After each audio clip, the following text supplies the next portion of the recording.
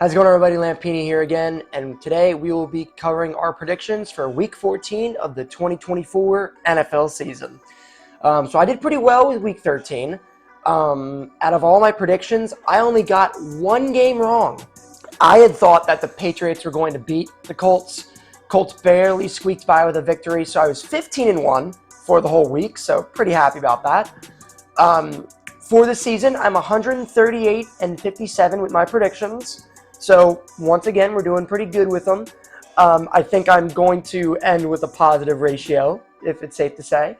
It's week 14, which means we have 5 more weeks of football, 14, 15, 16, 17, and 18. We're coming down to the end, and when playoff season starts around, it's going to be the tournament. You either win or you go home. So let's kick things off with Thursday night. So Thursday night is going to be a very, very good game. We have the Green Bay Packers at the Detroit Lions. The Packers are 9-3. The Lions are 11-1. Both these teams played on Thanksgiving, and they both won their games. The Packers in pretty impressive fashion, beating the Dolphins 30-17, and then the Lions beat the Bears. Well, the Bears kind of beat themselves, which we'll go over when it's the Bears' time to do their predictions. But the Lions are 11-1. They looked a bit vulnerable against the Bears. They got up to an early lead, but then the Bears scored 13 points in the fourth quarter, and then because of that, they were able to get back into the game, but because of the terrible time management, they weren't able to take advantage of it. In that game, Jared Goff was 21-34 for 221 yards and 2 touchdowns, 100.2 passer rating. Jordan Love had a very similar game. He was 21 of 28 for 274 yards, 2 touchdowns, 129.2 passer rating.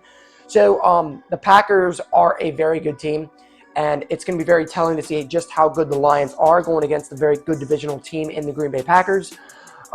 This is going to be a very, very good game. The Lions are at risk of losing their number 1 spot because the Eagles are getting extremely hot right now. So they need to win this game to get that number 1 seed. I'm going to go with the Lions ultimately on this one. I think they're going to beat the Packers, though. They're at home, and depending on how well the Lions do in this game, it's going to be very telling to see how good the Lions truly are as a team, beating a good team like the Packers. So I'm going with the Lions. Next up, we have the Jacksonville Jaguars at the Tennessee Titans. I'm going to glance over this one because these are 2 bottom feeders. The Jaguars lost out to the Texans 23-20, and the Washington Commanders completely thrashed the Tennessee Titans 42-19. I find it interesting that the Titans beat the Texans, and then the Commanders turn around and destroy them. Again, I'm going to be very quick with this. Neither team is very good. I'm going with the Titans only because the Jaguars have not won on the road yet. They're 0-6 away, and the Titans are going to look to bounce back. I'm going with the Titans. I think they're going to win. So next up, we have the New York Jets at the Miami Dolphins. The Dolphins are desperately trying to crawl their way back into a wild card spot. It didn't help last week. None of the wild card teams in the AFC lost, except for the Ravens, but even then the Ravens are 8-5. They were really hoping that the Broncos were going to lose. But yeah, the Dolphins are 5-7. They are barely clinging on to life here. And their loss to the Green Bay Packers on Thanksgiving didn't really help much. As for the Jets, their season is over. They got off to a good start against the Seattle Seahawks, and then they blew it. They were up 14-0 at one point, and then the Seahawks scored 16 points in the second quarter, and it was pretty much over for them there. What needs to be said about the Jets that hasn't been said? This is one of the most disappointing years in Jets history, and that's saying a lot. The amount of expectations that they had, but it just goes to show you can't bet the house on a 40-year-old quarterback with character issues. I'd say that's the bigger issue. I think that the league got very spoiled with what Tom Brady and to a lesser extent what Peyton Manning did for the Broncos and Buccaneers respectively. You have this old veteran, goes to a different team, but here's the problem. You add their talent and their leadership that got them there to win the Super Bowl and, get far. Aaron Rodgers is not a leader, I don't think. He's very much in this business for himself. You saw the drama that he was giving the Green Bay Packers after 2020 with his MVP season, how he wanted this, is he going to play again? There was a lot of drama going on with it. So it's one of those things where it's like, Is he really a team player, or is he just kind of in this for himself? And you're seeing that here. He brings in all of his friends, Alan Lazard, Devontae Adams, Nathaniel Hackett. Like, it's a wonder to me how Nathaniel Hackett still has a job when he has not been very great. And the Broncos did the same thing. They got Nathaniel Hackett because they wanted to pull and get Aaron Rodgers. And then when they didn't get Aaron Rodgers, they got Russell Wilson. And they were treating Russell Wilson like he was royalty. And now look what he's doing in Pittsburgh. Like, when he's just asked to play quarterback, he does great, Like, not everyone is Tom Brady. And I think, like, people got spoiled with maybe how much influence Tom Brady had when he was in Tampa Bay. You can't, 99% of quarterbacks can't do that. You could do that with Peyton Manning and maybe someone like Drew Brees, but even then, you can't do it with Aaron Rodgers. So I am going to go with the Dolphins on this one. The Dolphins are going to win this game. Tua Tagovailoa still gives them a very good chance to win, and the Dolphins are a good team despite being 5-7. But they're going to win. It's a game that they need to win, but they have no margin for error if they're going to make the playoffs this year. So I'm going with the Dolphins. So next up, we have the Atlanta Falcons at the Minnesota Vikings. The Falcons are on a bit of a tailspin. They have not been looking pretty good recently. They lost out to the Chargers 17-13. Kirk Cousins was 24 of 39 for 245 yards, 4 interceptions for 40 passer rating. So this is becoming a big problem for Kirk Cousins, and I think he might be traded, to be honest. He's had good games, like when he threw for 500 yards and the 2 games he's thrown for 4 touchdowns, but you throw for 4 interceptions, that's not good. He's 36 years old, and I'm wondering if the Achilles injury has slowed him down and Father Time is kind of catching up with him relatively early. He's been beat up in his career. He's had a great career, but, is he reaching the end of his rope? And that's what it seems like. And the Falcons have Michael Penix. He's turning 25, Michael Penix is. So they got to see what they have with him. And I think it's the right move for the Falcons to put Michael Penix in now because he's had a year to sit, which is usually pretty good. I just don't think it's going to be the right move for them to keep Kirk Cousins. So I don't know where Kirk Cousins goes. I don't know if he goes to the Giants or if he goes to a team like the Raiders, a team that needs a quarterback, a veteran quarterback, a bridge quarterback. That's going to be a good place for him to go. But, he's not looking good. And sometimes he's showing his age, and I think this is an example of it. The Vikings, once again, they barely edged out the Cardinals 23-22. They are 10-2. They are still a very strong team. Sam Darnold, 21 of 31, 235 yards, 2 touchdowns, 111.6 passer rating. He's still having a very good bounce-back year. And I think if anyone is going to win Comeback Player of the Year, it's got to be Sam Darnold. I was saying that it could be Russell Wilson, but I don't think anyone has come back more than Sam Darnold. And I find it funny that 2 of the last Comeback Players of the Year have been Geno Smith and Sam Darnold. 2 teams that have been ruined, 2 quarterbacks that were quote-unquote ruined by the Jets, got in a different situation, a much better franchise, and before you know it, they're better. I just find that very interesting. But I'm going with the Vikings on this one. The Falcons are in a bit of a tailspin, and I think the Buccaneers are a much better team. So I think that the Falcons are kind of missing their chance here to make the playoffs. I'm going with the Vikings. So next up, we have the New Orleans Saints at the New York Giants. Not much to write home about with this one. I don't want to make my prediction immediately, per se, but it's just we know what's going to happen in this game. The Saints are looking pretty good now that Derek Carr is back, and this is not a time when they should be looking good because they need to commit to this full rebuild because they are not a winning team. They're a good team, but they're not a great team, and you can't live in mediocrity hell forever. As a Commanders fan, I know what that feels like because since 2015, since we had Kirk Cousins, since 2012 really, we were in mediocrity hell where we were a 7, 8, 9 win team at best. We would bottom out at 3 wins, and there was just no growth for us. Same goes for the Saints. I think they are going to beat the Giants and tank their draft stock a little bit more. The Giants are just The Giants are lucky that the Jets are such a trash fire because the Giants aren't that far off. I think the Giants are right up there with the Raiders as the worst team in the league. And I just wonder what they do. Like, the quarterback class is pretty weak. They should have started their rebuild a while ago, to put it simply. They should have franchise tagged Daniel Jones in 2022 instead of signing him. They made so many wrong choices, and their franchise is suffering for it. Simple as that. They're not going to be good for a very long time. I'm going with the Saints. So next up, we have the Carolina Panthers at the Philadelphia Eagles. What's really interesting about the Panthers is they are starting to get some momentum, and their team is starting to get put together a little bit. They did very well against the Chiefs last week. I think the Panthers were on a bye. Who did they play? They played the Chiefs, I thought. Yeah, they played the Chiefs. And they looked pretty good. Bryce Young with 26 of 46, 298 yards, 1 touchdown, 83.4 passer rating. He's starting to get his stride a little bit.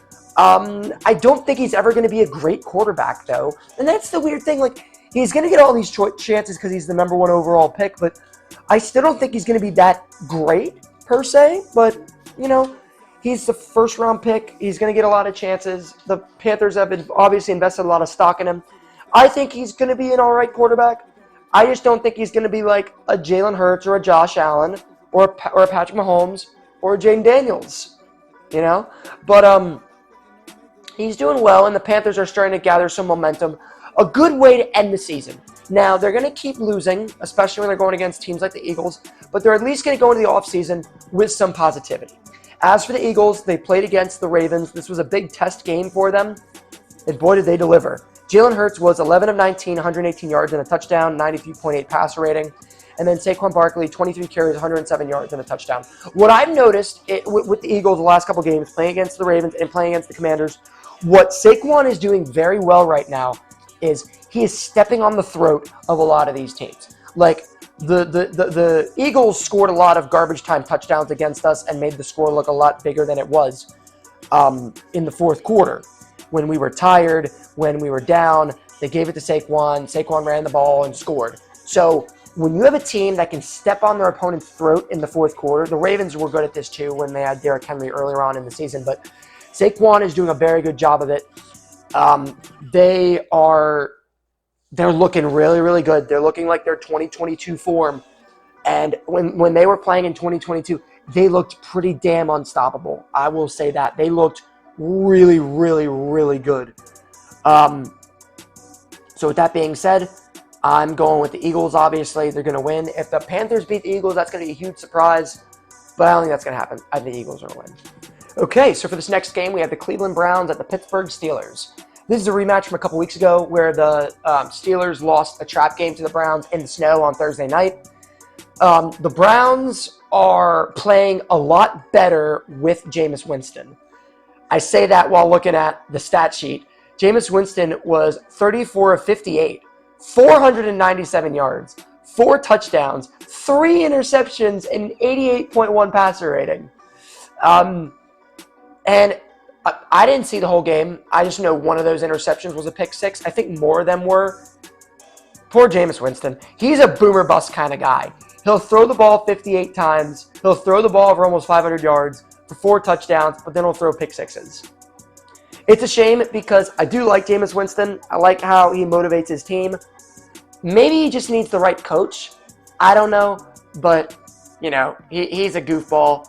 And he's injecting a lot of morale into the Browns, and they are competitive because they lost to the Broncos 41-32, but they still scored 32 points against the Broncos, and they were in that game for the most part. So pretty impressive.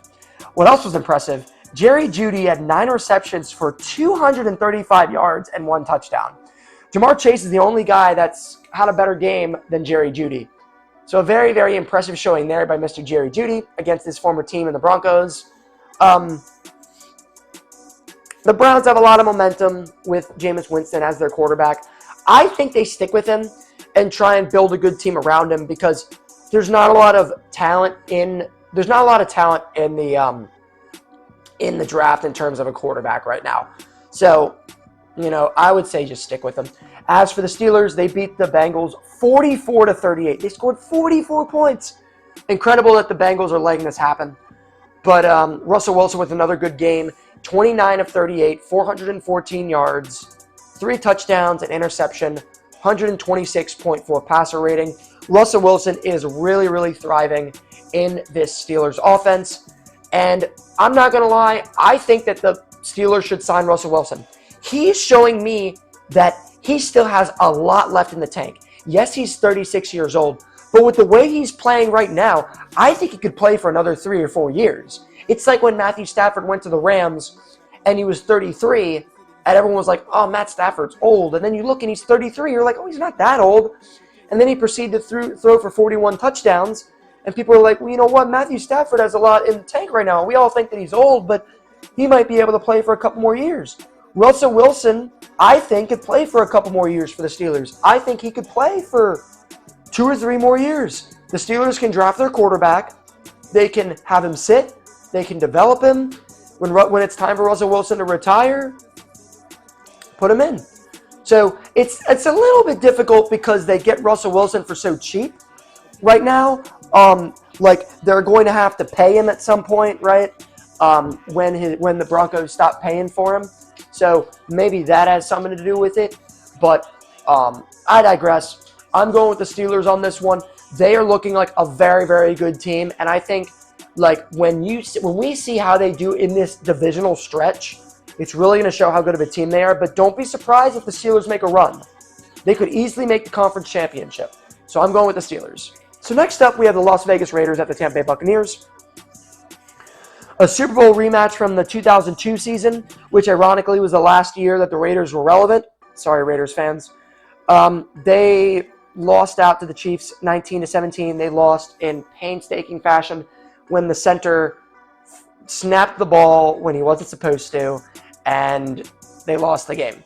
The Raiders always play the Chiefs hard because they're a divisional team. They play them twice a year. So, that's kind of to be expected. The Raiders are 2-10. The Buccaneers beat the Panthers 26-23. Baker Mayfield, 21 of 33, 235 yards, 1 touchdown, 2 interceptions, a 69.6 passer rating. Not the best game by Baker. And then Mike Evans, who's finally back. We're going to see if he's going to be able to scratch 1,000 yards. He's missed a couple games, so it'll be interesting to see if he can. But 8 receptions, 118 yards, and a touchdown. If he keeps having games like that, he'll be able to do it in these next 5 weeks. I want to say he's at like 500 yards. So he's gonna have to. Let me see. He's gonna have to really, really kick it into high gear if he's gonna make his like 12th straight 1,000-yard season. He has 521 yards. So he's going to have to basically get 500 yards receiving in these last 5 games. So he's going to have to average 100 receiving yards a game. It'll be interesting to see if he can make it happen. I think he should make it in the Hall of Fame just for doing that.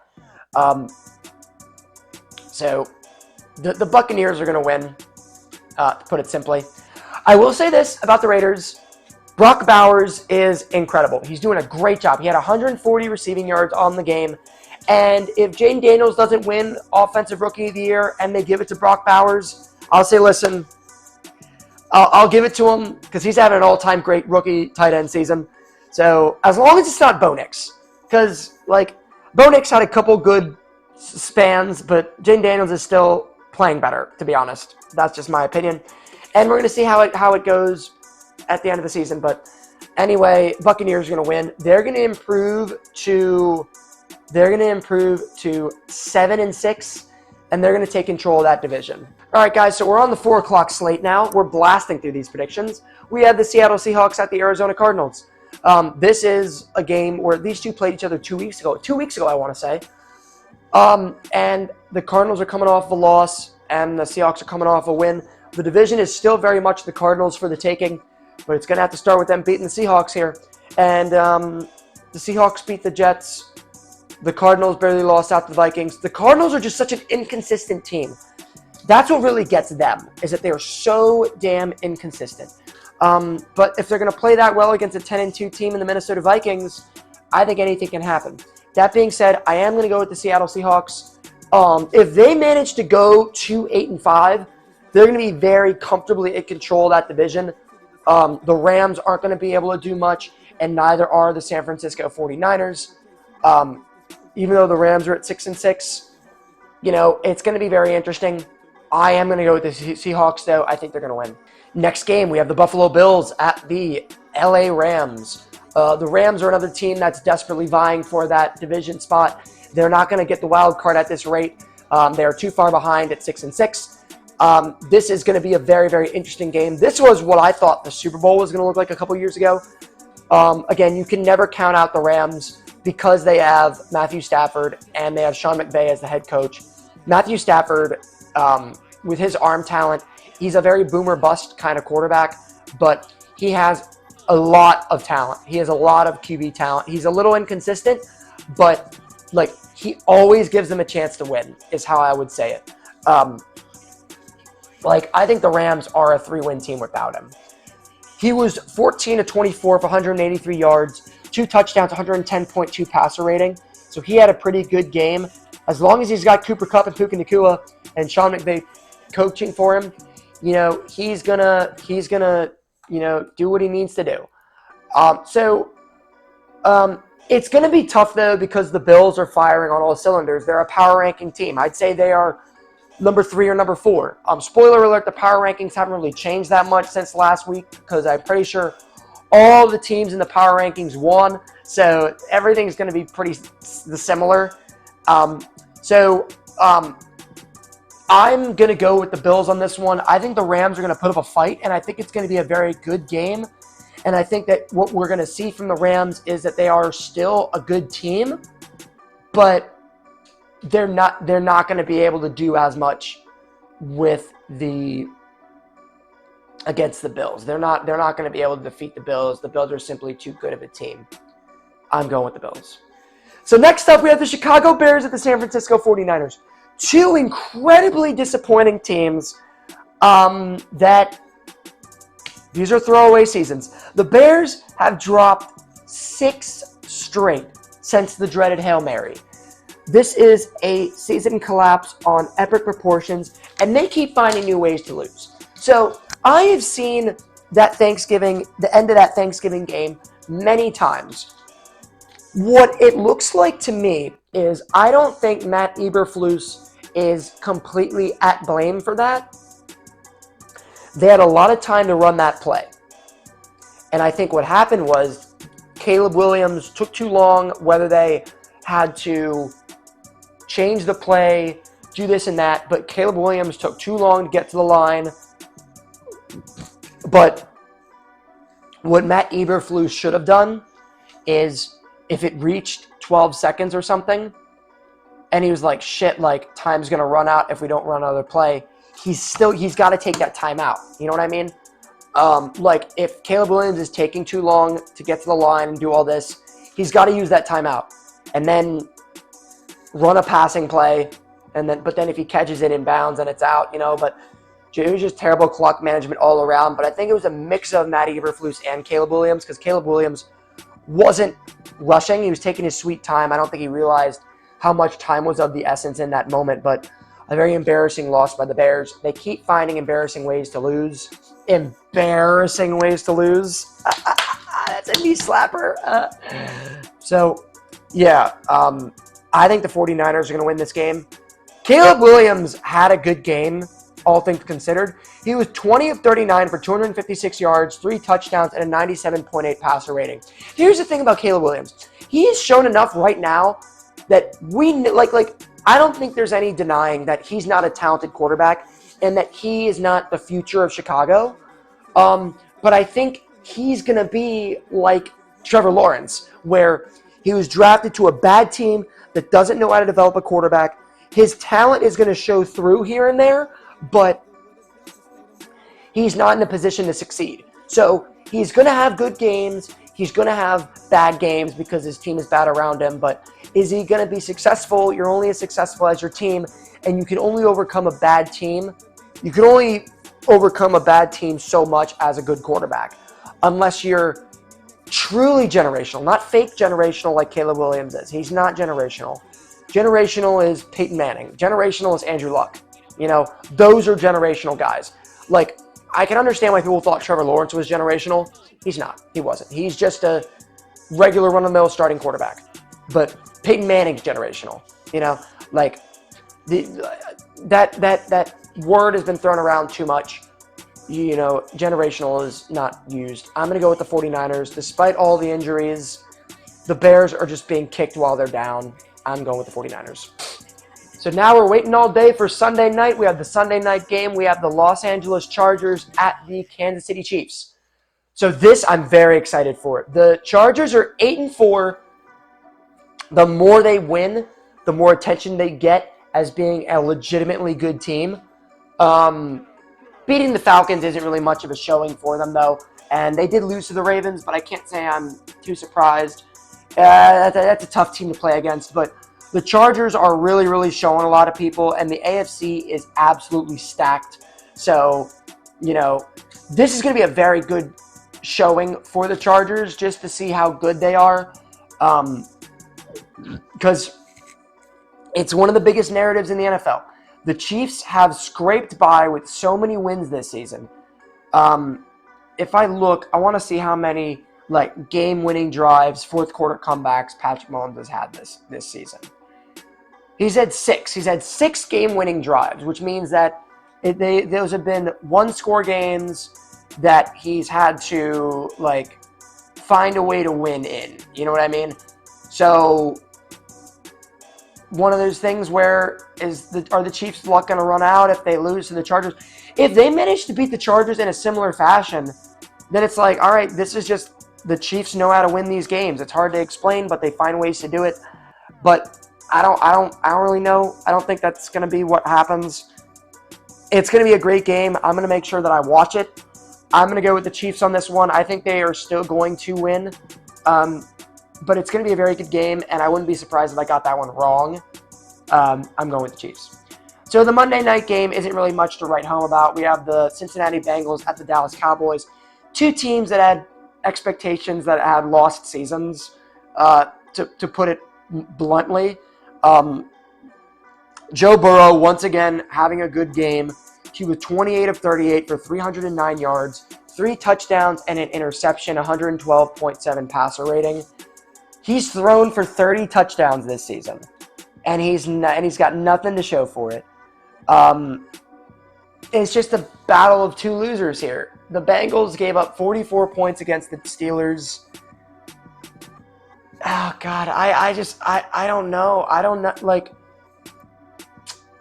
I'm going to go with the Bengals. I think that what's going to happen is the Bengals offense is going to outscore the Cowboys offense, and it's going to be a high-scoring game, but the Bengals are going to win. But what a sad season for the Bengals. They have done so much on offense. Joe Burrow and Jamar Chase are having incredible years, and it's all going to waste. So, not much to say about that one. I'm going to go with the Bengals. I think they're going to win. That wraps up my predictions. As we reach the end of the season, a lot of these games are going to be more and more meaningless. So the games that mean something mean more, and the games that mean less mean less.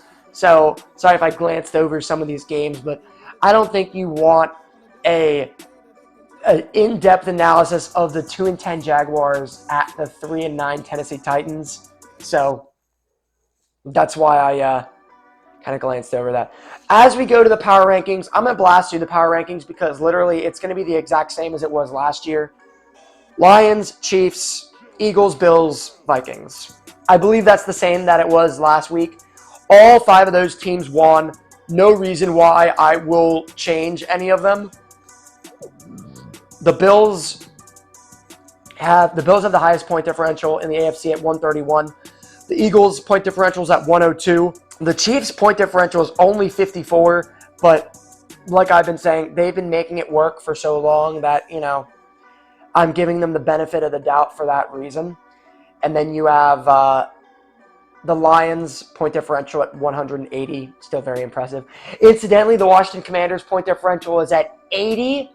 We haven't had a positive 100 point differential since 1991, the legendary 1991 season. So, nice to see the Washington Commanders really, really doing great things. I'm very happy about it. So now we come to the playoff picture. That's the AF. This is the whole thing, actually. So not too much has changed. If anything, things have only progressed in favor. I don't think a lot of teams in the hunt have a lot of a chance to take any of these wild card spots, because the Buccaneers and Cardinals are both 6-6. The Commanders are 8-5. That's why that win against the Titans was so important, because now the Buccaneers and the Cardinals can both win. They'll be 7-6. They'll still be a whole game behind the Washington Commanders. So, like, the wild card is pretty set in stone, I'd say. However, the Vikings are only one game behind the Lions. So a win from the Vikings and a loss by the Lions could propel the Vikings into the number 2 seed. It could propel the Eagles into the number 1 seed if they win. So the Lions still have a lot to play for to keep that number 1 seed. Now, the number 3 and 4 seeds, the Seahawks and the Falcons are still the number 4 seed at 6-6.